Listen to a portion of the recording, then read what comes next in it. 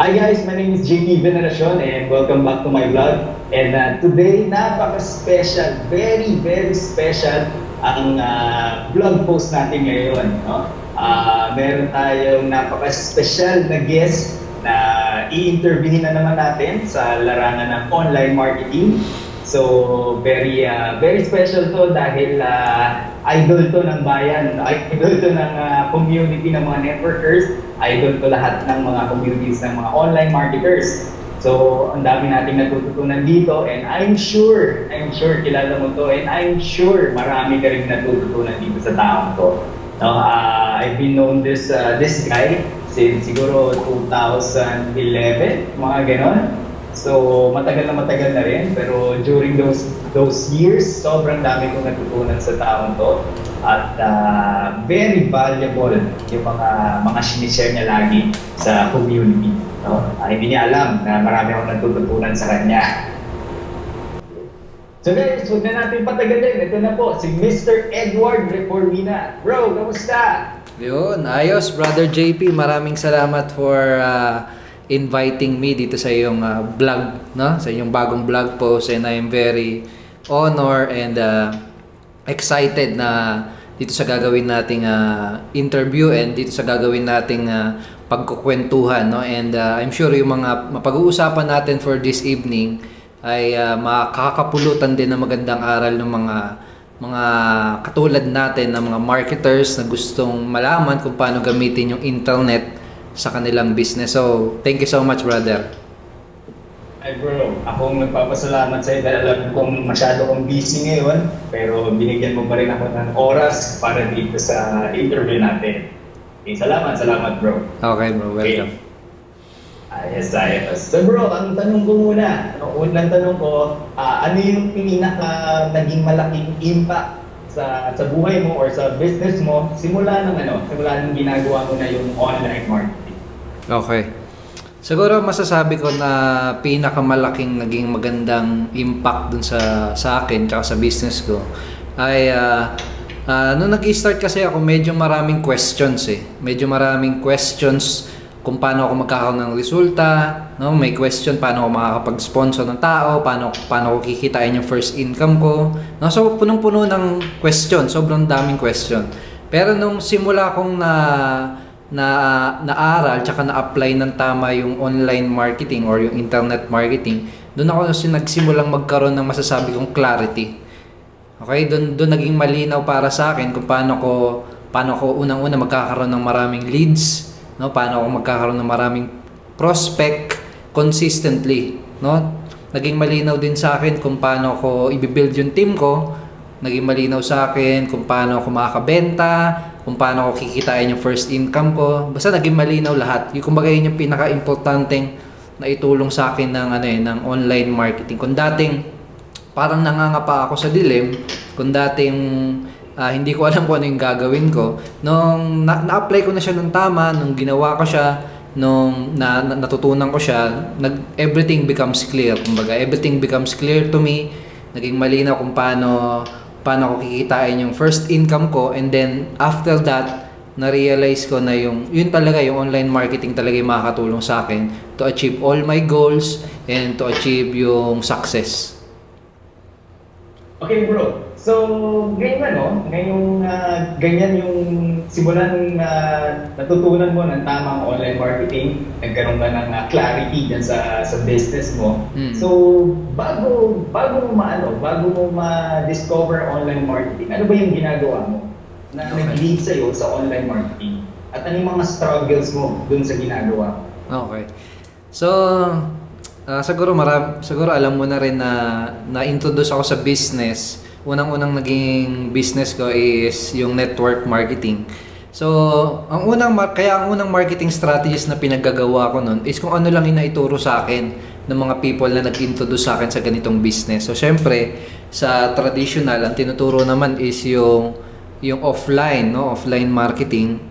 At yun yung unang-unang ginawa ko. And sobrang nahirapan ako nung mga time na yun sobrang mahihain talaga ako nung nag-i-start ako, kaya nagkataon na yung pinapagawa sa aking mga marketing strategies is mag-approach ng mga strangers, tapos kumausap ng mga, alam mo yun, nakakasabay ko sa bus. Kumbaga parang yung mano-mano talaga yung tinuro sa aking strategy. And dahil nga sa mahihain ako na tao, hindi sa akin naging komportable yung business ko. Actually, parang naramdaman ko nung parang akong pinaparusahan yung sarili ko habang ginagawa ko yung business ko. So, yun yung mga pinaka natatandaan ko na unang-unang ginawa kong strategies para makakuha ng mga prospects. And then, na-realize ko na hindi ko gustong gawin yung ganong klase ng approach or hindi ko kayang gawin yung ganong klase ng activities sa mga susunod na taon, no? Kumbaga magku-quit ako kapag pinagpatuloy ko yung mga activities na yon. So ang ginawa ko, nag-start ako maghanap ng other avenue or other way kung paano ba makakahanap ng mga prospects, kung paano ba makakapag-build ng network marketing business. So ang unang pumasok sa isip ko is mag-research sa internet. So nag-research ako nag-research. Best friend ko nung time na yon si Google at si YouTube, no? Basta naging naging curious, very curious lang ako nung time na yon na paano ba yung ganyan? Okay, laging yun ang hinahanap ko sa internet. And then eventually, doon ako unti-unting na-expose sa online marketing. Doon ako unang-unang na-educate na pwede mo palang gamitin yung internet, no, para makahanap ng maraming prospects, para makakuha ng maraming leads, tsaka para makapag-build ng iyong network marketing business. So, nung na-introduce na sa akin yung online marketing, ang una namang mga online marketing strategies na ginawa ko yung mga forum marketing, no? Tapos blogging, no? And yung time na ngayon, doon kita nakilala, 'di ba? Ikaw din yung nag-introduce sa akin ng blogging. Kaya yun talaga yung mga unang-unang marketing strategies na in-apply ko nung nagsi-start ako. Nice.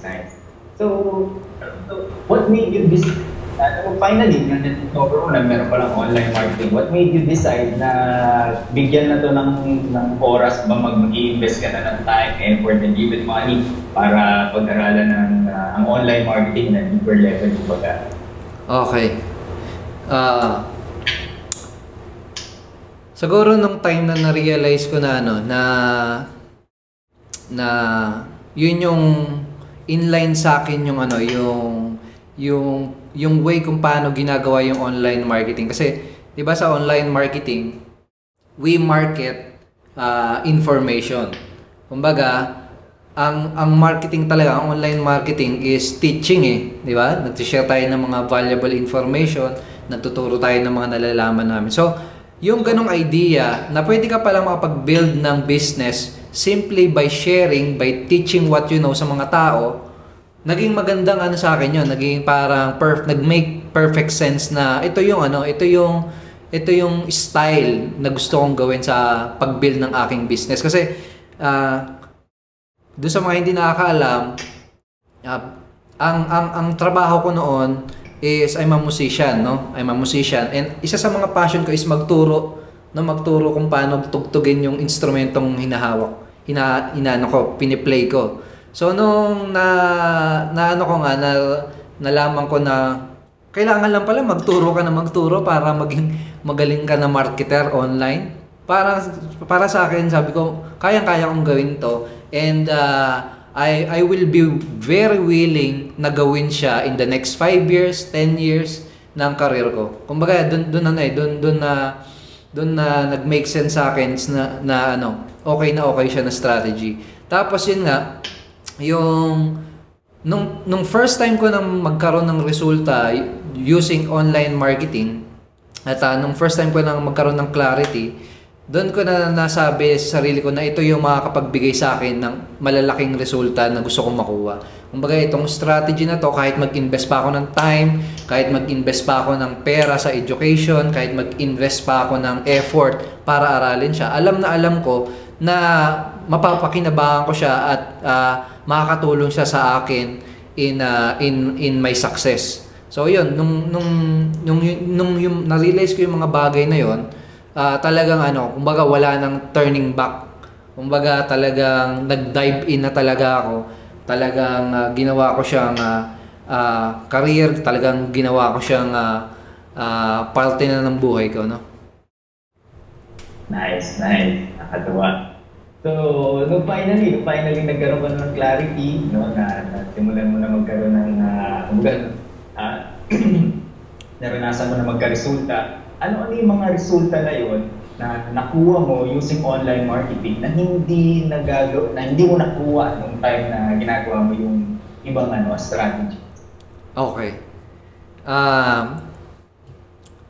First, yung idea ng nakakapag-generate ka ng leads. Kumbaga, kaya mong makakuha ng napakaraming prospects na hindi mo kailangan makipag-usap ng personal, no, sa tao. And at the same time, hindi mo kailangan gumastos ng napakalaking pera para lang magkaroon ng prospect. Kasi sa offline, syempre magpapaprint ka pa ng flyers, mamasahe ka para makipag-meet, makipag one-on-one table talk. So, yun yung difference. Kumbaga, yung online marketing is napaka-efficient.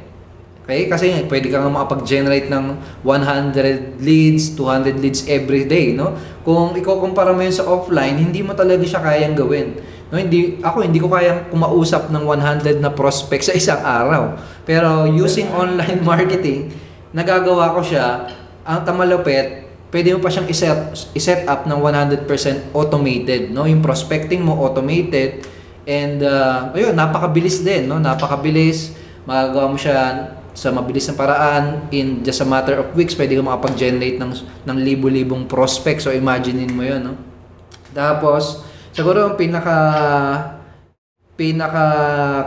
pinaka difference niya is ang dami mong matututunan. Ang dami mong matututunan in your journey, no, sa pag-aaral ng online marketing. Compare sa offline method na magi-invite ka lang, no? Magi-invite ka lang, dadalhin mo sa opisina. Magi-invite ka lang, dadalhin mo sa opisina. Alas wala kang matututunan parang napaka-redundant niya, no? So, in my opinion, yung pinagkaiba, yung online marketing is teaching you how to grow as an entrepreneur, no? Sobrang dami ko natutunan nung dun pa lang sa journey ko na pag-aaral ng lead generation. Sobrang dami ko natutunan pagdating sa personality development, pagdating sa human psychology, no? Pagdating sa internet marketing. Simply by learning how to generate leads, sobrang dami ko na natutunan. So yun yung tingin ko ang pinaka-major difference. Sa offline, you will be stuck as a distributor, as a normal distributor. Sa online marketing, may way or may paraan para ma-cultivate yung entrepreneurial spirit mo. Would you agree also na sa yung journey na habang pinag-aaralan mo yung online marketing, mas natututunan mo yung tunay na marketing? Oo, definitely, bro. Definitely na talagang nagiging student ka Nagiging student ka ng marketing. And yun nga sabi ko sa iyo kanina na nalalaman mo din at naaaral mo din kung paano yung psychology behind the effective marketing. Kumbaga nalalaman mo ano yung mga bagay para magawa mong maging interested yung mga tao. Ano yung mga bagay na pwede mong sabihin dun sa lead capture page mo para magawa mo na ma-attract sila or mag-grab mo yung attention nila. Yung mga ganong simpleng bagay, napakalaking impact niya sa iyo as a marketer, no? Yun yung tipo ng mga knowledge, yun yung mga tipo na gagamitin mo hanggang sa tumanda ka, no? Yun yung mga tipo ng knowledge na pwede mo ring ma-share sa team mo, at yun din yung yung mga tipo ng knowledge na talagang worth millions. Tama, bro. So bro, would you agree also na using online marketing, applying online marketing, na-build ka rin ba ng personal relationship? Kasi naririnig ko dati, ako dati nung nag-uumpisa ako sa sayang upline ko, pangit yan kasi walang personal touch or walang relationship ang makukuha dyan, kailangan face-to-face daw. So, hindi ba yung magagawa sa online marketing? Ayos, that's a very good question, bro, no? And tingin ko kung bakit naiisip yun ng mga old schooler o yung mga traditional na marketer ay dahil unang-una, tingin ko hindi pa nila lubusang naiintindihan kung ano ba yung online marketing. Okay? Una-una, akala nila na tipong para magpo-post ka lang, tipong mag-share ka lang ng link sa internet. Siguro akala nila ganun lang yung online marketing. Okay? Pero nung naging student na ako ng online marketing, actually, mas naging personal pa ako. No? Mas naging personal pa ako sa paggawa ng business ko. Okay? Kasi kapag sa online, kapag hindi ka naging personal, yung tipong hindi mo sinishare yung personal story mo, kapag tipong parang kinakausap mo sila na isa kang corporate company, no? Talagang hindi ka magkakaroon ng resulta kapag ganun yung style mo eh. Okay? Kailangan sa online marketing, very, very personal ka. Para talagang tumagos yung message mo doon sa mga marketing mo, no? Talagang makarelate sa iyo yung mga prospect mo. Kailangan very personal ka. So, masasabi ko, kumbaga hindi siya yung kagaya ng iniisip ng mga traditional marketer na hindi mo kaya maging personal. Okay? For example, yung sa pagsulat ng email, 'di ba? Sa pagsulat ng email. Okay? Pwede kang maging very personal sa pagsulat pa lang ng email eh. Pwede mong i-share via email yung personal life mo. Okay? Pwede mong i-share doon yung reason why mo. Okay, in that way, kapag nababasa yun ng prospect mo, anong nangyari?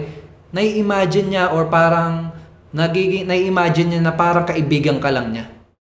No? Yun yung tingin kong angle ng online marketing kung saan pwede kang maging very, very personal. At kapag once na nagawa mo yun, okay?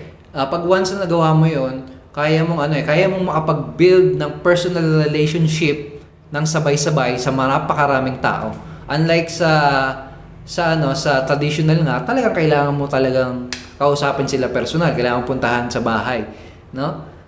And yun yung tingin kong yun yung kagandahan niya sa kumpara sa offline, no?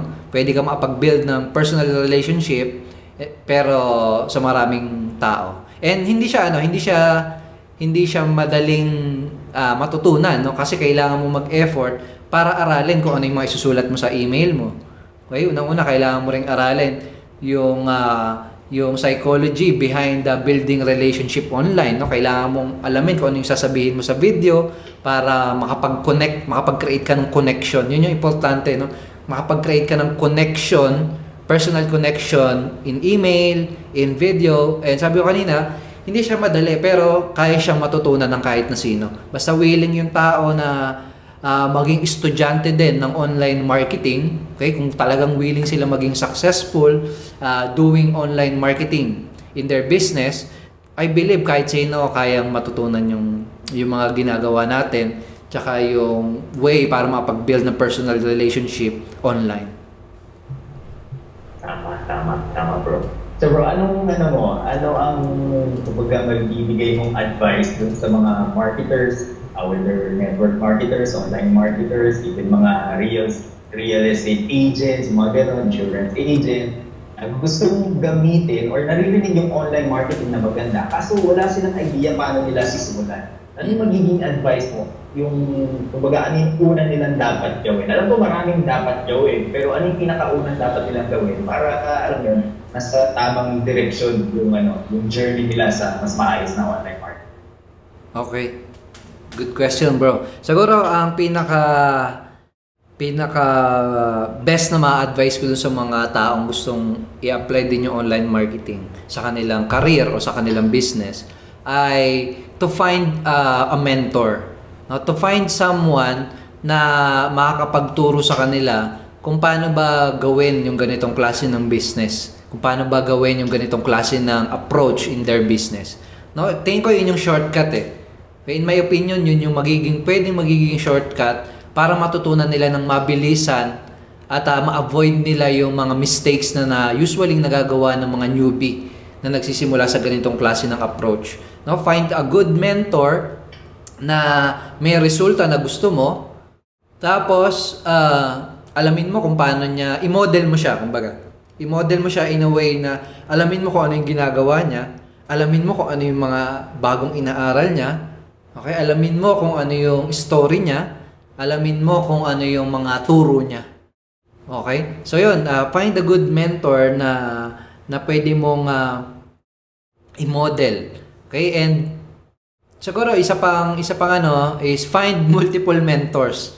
Mas maganda, find multiple mentors na talagang mag-a-accelerate nung learning journey mo, dahil sobra kumbaga hindi na question kung effective ba talaga yan. Hindi na question kung talaga mag-work ba yan. Dahil dito sa Pilipinas, and especially sa buong mundo, talagang napakaraming tao ang gumagamit ng ganitong klaseng approach, and napakaraming success stories na na-create by using this kind of method. Kumbaga, hindi na question kung mag-work ba yan. Ang question na lang, sasabay ka ba kung ano yung mga bagong approach, nasasabay ka ba sa change na nangyayari ngayon sa mundo. Kasi siguro napapansin mo na talagang nagiging more online world na talaga ngayon, no? We are connected na online, no? Nandiyan na Facebook, Twitter, na talagang andun na, kumbaga yun na yung yung social life ng tao ngayon is mostly online na eh. So kung hindi mo siya i-implement sa business mo, talagang para ka nagpapaiwan. Okay? So huwag ka magpaiwan, learn as fast as you can. Learn as fast as you can and take massive action, and magagawa mo yon, yung learn as fast as you can kung hahanap ka ng mga taong makakatulong sa iyo, makakapag-guide sa iyo at makakapagturo sa iyo kung paano ba nagwo-work yung online marketing. I see. Nice. So bro, may isa pa akong question. Doon na sa mga taong sa mga nagsisimula na ng online marketing, pinag-aaralan na, may konting knowledge na sila. Even yung mga intermediate. Kasi lately, siguro mga few days ago, 3 days, 4 days ago, may nagtanong sa akin na okay pa ba rin ang email marketing? Kasi sasabi nila na parang silang kilala na hindi na daw nagbubukas ng email. So, ano masasabi mo doon sa sinabi nilang hindi na okay ang online marketing? Or doon sa tanong na okay pa ba ang online marketing ngayon? Okay.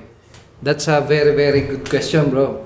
And ang masasabi ko doon is kung titignan mo statistically, no, yung numbers ng email na nakikreate sa buong mundo, mas dumadami ang mga taong nagkakaroon ng email. Okay? And hindi ako naniniwala doon sa konti yung nagche-check ng email nila or konti yung nagbubukas, dahil it depends on how you communicate to your list eh. Okay? It depends on how you communicate to your list, and doon yung isang magiging batayan kung marami magbubukas ng email mo. Kung talaga nagpo-provide ka ng value doon sa mga subscriber mo, tipong araw-araw yung mga subscriber mo i-check yung email nila kung may bago kang pinadalang email eh. Kung talaga nagpo-provide ka ng value, no? And sa panahon natin ngayon, halos lahat kailangan ng email.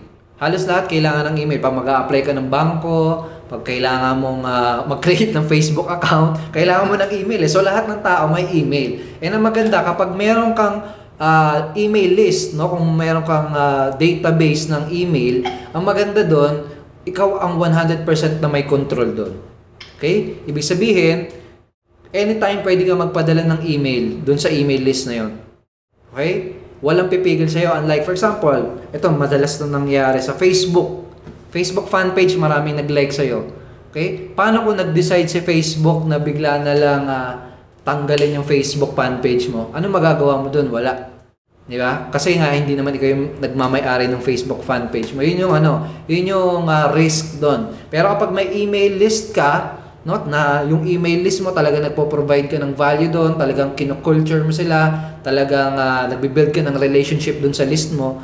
Ikaw ang 100% na may control doon, and anytime pwede mo silang i-communicate.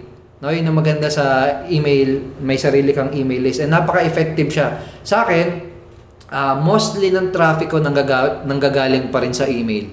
Mostly ng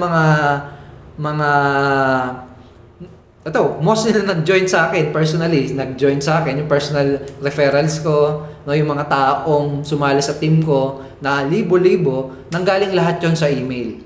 No, nanggaling lahat yon sa email list. So, para sa akin, email will never die, no? Talagang yung email marketing, lalo lang siya magta-thrive, lalo na ngayon na nagiging mahigpit na sa Facebook.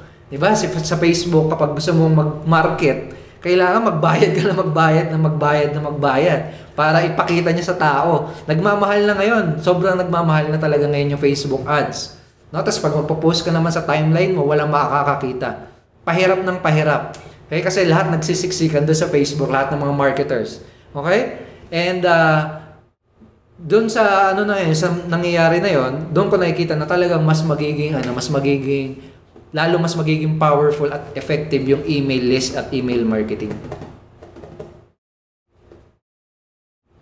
So gusto ko lang din idagdag doon sa pagkakaroon ng email list. Hindi ba kasi sinasabi, ang dami kong email list yun pero konti lang yung sales na nag-generate ko. So, paano naman yung ibang hindi part ng email list ko na hindi bumili o hindi nag-join? So, gusto ko lang idagdag na kapag nagmo-market ka ng tama, you can monetize those email subscribers sa ibang mga ipopromote mo or ibang mga ibibenta. Tama ba yung bro? Yes, tama yan. For example, yung isa sa mga natutunan natin dito sa online marketing, kailangan, syempre may multiple offers ka. Okay? For example, sa atin, bukod doon sa business or doon sa network marketing company na binibuild mo, okay, ang pwede mong gawin para ma-maximize yung earning mo, kasi we need to realize na hindi naman talaga lahat ng tao na nasa list mo isasali sa'yo. Hindi talaga lahat. Okay? So, ang pwede mong gawin is i-monetize mo yung mga hindi sasali sa'yo. Paano mo gagawin yun? It's either you create your own product, okay? Pwede kang gumawa ng sarili mong digital product, or pwede kang mag-promote ng mga other affiliate offers. For example, sabihin natin, meron kang nakitang online course na binibenta, no? Tapos, na-realize mo na, pwede itong magugustuhan to ng mga tao sa list ko. Okay? Tingnan ko kung okay itong product na to, and then pag okay siya, pwede kong i-promote ito sa list ko. Lalo na dun sa mga hindi sumali. Okay? In that way, kahit hindi sila naging part ng team mo, no, kahit hindi sila sumali, pwede mo pa rin sila ma-monetize at pwede ka pa rin magbigay ng sa kanila na offer. Okay? And make sure siguro na na valuable lang yung i-offer mo para hindi mabubwisit yung mga subscriber mo. So, kumbaga mag-o-offer ka sa kanila ng product, pero make sure na you are still giving them value, no? Kapag binili nila yung product na in-offer mo, na talaga may value silang makukuha doon sa offer na yun. So, ganun. Ako ilang beses nang nag-promote ng mga affiliate products, no?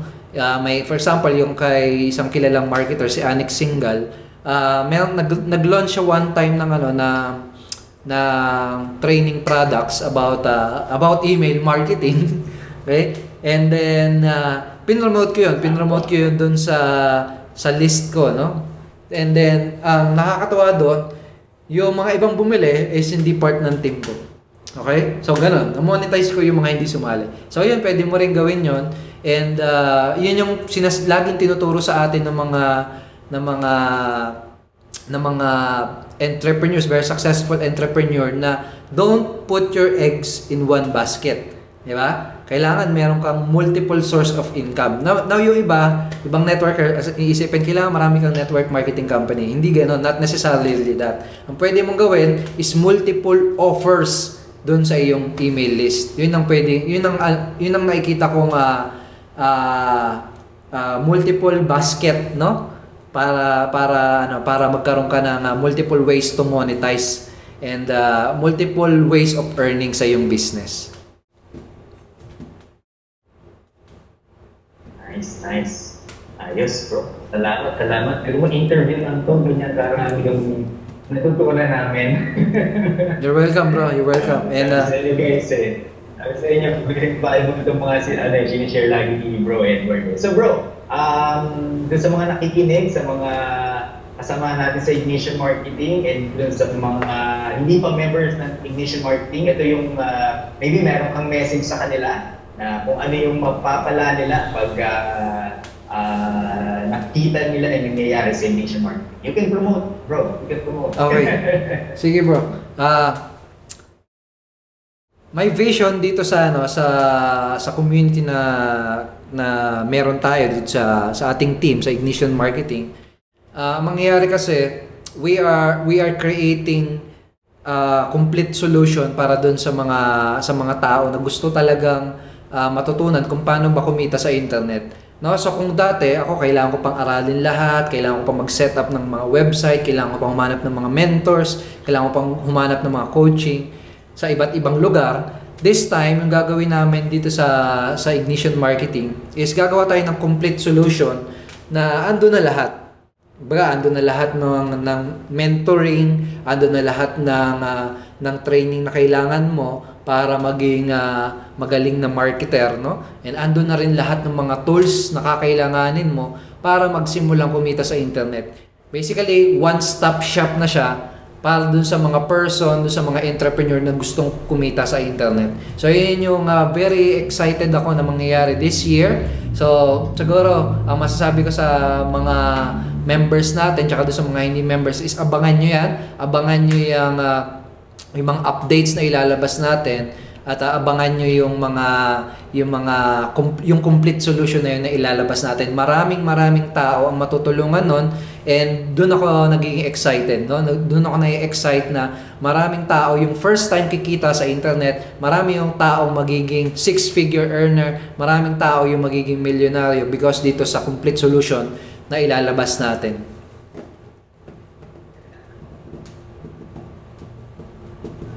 Nice. Actually, ako very excited din ako dyan. One thing na ko talaga, dyan sa ginagawa mo, no, sa sinishare mo sa akin, yung marketing, yung aspeto ng marketing, yun talagang matutunan ng mga tao. Yung pagkita, na yan mag-given na yan, talagang magkikita ka. But the thing is, yung knowledge when it comes to marketing, yan very important na talagang nakukuha sa community ng Ignition Marketing. Kaya I highly recommend ang Ignition Marketing. Lalo na dyan sa parating na binubuo mo, na matutulungan ang maraming supposedly network marketers, online marketers, pero medyo kulang pa rin sa knowledge when it comes to marketing. So this time, matututunan nyo talaga yung ano ba talaga or paano ba talaga ang marketing for your business. So yun. So guys, maraming salamat. Bro, maraming salamat guys. Maraming salamat sa pagpanood nyo. Grabe, interview lang pero ang daming natutunan. Ako personally, dami ko na naman natutunan. Ang daming na-refresh. Kaya bro, maraming salamat. Maraming salamat bro. Thank you din bro. And kita-kits. Salamat. Salamat bro. So guys, thank you bro. So guys, make sure na mag-subscribe kayo sa email list ko. Magpo-provide ako ng button or ng link sa baba ng video na ito. At i-update ko kayo sa mga susunod pang interview ko na malulupit na online marketers na katulad ni Bro Edward Recordina. Okay? So, yun guys, kung may natutunan kayo, kung may mga realization kayo sa interview na to, i-share nyo itong video na to para makita ng mga team nyo, ng mga downline nyo, cross-line nyo, and even your upline. So, yun guys, share nyo to, like nyo, share, and comment kung ano yung mga nagustuhan nyo sa mga sinabi at shinare ni Bro Edward. Grabe, I'm sure marami. Okay?